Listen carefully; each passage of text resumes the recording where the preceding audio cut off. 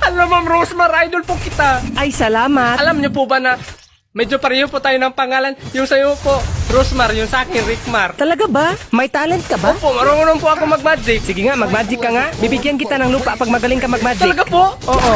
Tingnan niyo po. Oh. Hala, wow, ang galing mo. Dahil napanga mo ako, ito na yung lupa Ito na mo. po ba yan? Ikaw ba yung bagong miyembro naming mga superhero? Ako po yun. Ano naman yung powers mo?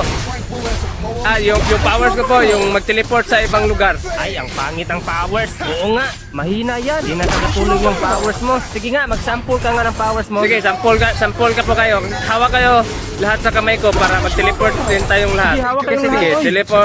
teleport. Hala, asan to? Parang langit to ah. Hala, oy, balik mo na kami ay. Sabi niyo sa akin, mahina yung powers ko eh. Kaya hindi na ako babalik doon. Bahala kayo dyan. Bakit nyo kasi inaway? Oy, balik na tayo, oy.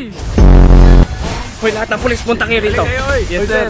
May nagbigay sa akin ng informasyon na may transaksyon daw ng illegal na droga ngayon. Kaya maghanda kayo, mag-raid tayo. Ala, mag-raid, sir. Oo, kaya magbihis na kayo dyan.